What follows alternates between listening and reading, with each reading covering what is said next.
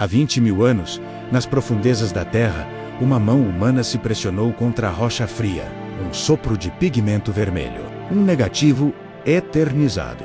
Mas esta mão não está sozinha. Ao seu redor, não apenas bisões e mamutes. Há triângulos pontos, zigue-zagues, uma floresta de sinais geométricos repetindo-se, de caverna em caverna, de continente em continente.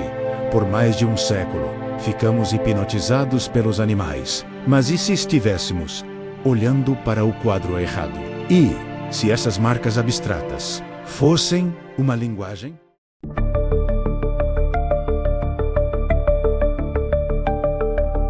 A luz da tocha revela um bisão perfeito. Nossa mente moderna vê arte, ritual, magia da caça. Mas a arqueóloga Genevieve von Petzinger viu algo diferente.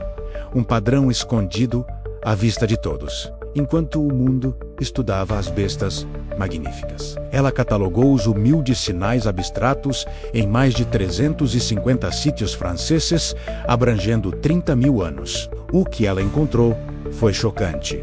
Apenas 32 sinais, repetidos por milênios, em toda a França. Pontos, linhas, círculos, claviformes, triângulos, serpenteiformes. Essa não é a explosão caótica da expressão artística individual. É um repertório limitado e consistente. A assinatura de um sistema.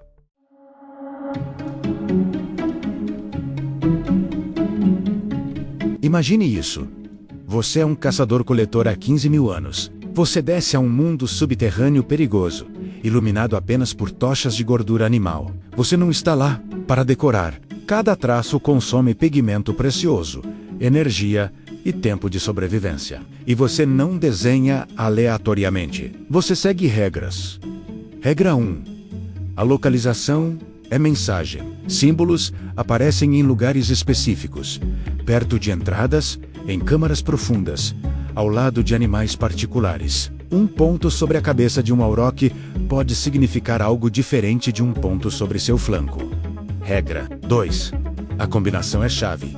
Em Rouffignac, na França, a sequência ponto, linha, ponto, aparece repetidamente. Em El Castillo, na Espanha, mãos em negativo são circundadas por linhas e pontos. Regra 3.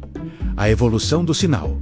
Alguns símbolos, como os claviformes, mudam sutilmente ao longo de milênios, mas mantêm uma assinatura reconhecível. Como as letras de nosso alfabeto evoluíram, mas ainda carregam seu DNA ancestral. Se não é arte pela arte, o que é?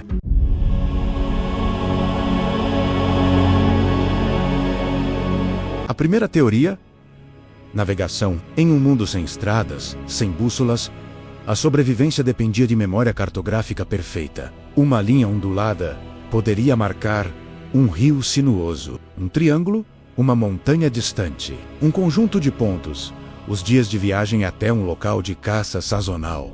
As cavernas não seriam templos, mas bibliotecas de pedra, onde os anciãos, com a luz tremulante, apontavam para os símbolos e ensinavam as novas gerações. Aqui, onde o rio faz a curva, há bons juncos. Aqui na base da montanha com forma de mamute, há sílex de boa qualidade. Evite este vale. Aqui há ursos das cavernas. Mas há um padrão ainda mais intrigante. Em Lascaux e em Chauvet, certos animais são pintados com marcas específicas. Pontos sobre o dorso. Linhas cruzando o ventre. O pesquisador Ben Bacon, um arqueólogo amador, fez uma pergunta ousada.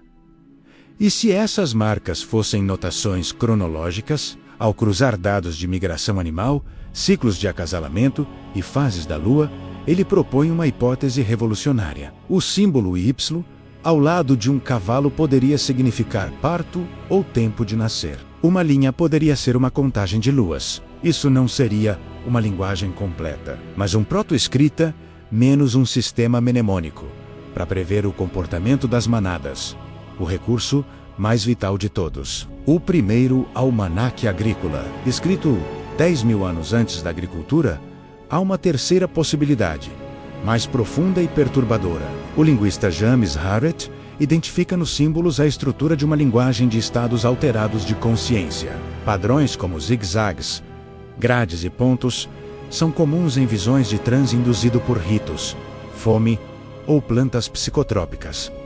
Então, temos um sistema complexo, usado por dezenas de milhares de anos. E-N-T-O. Ele desaparece.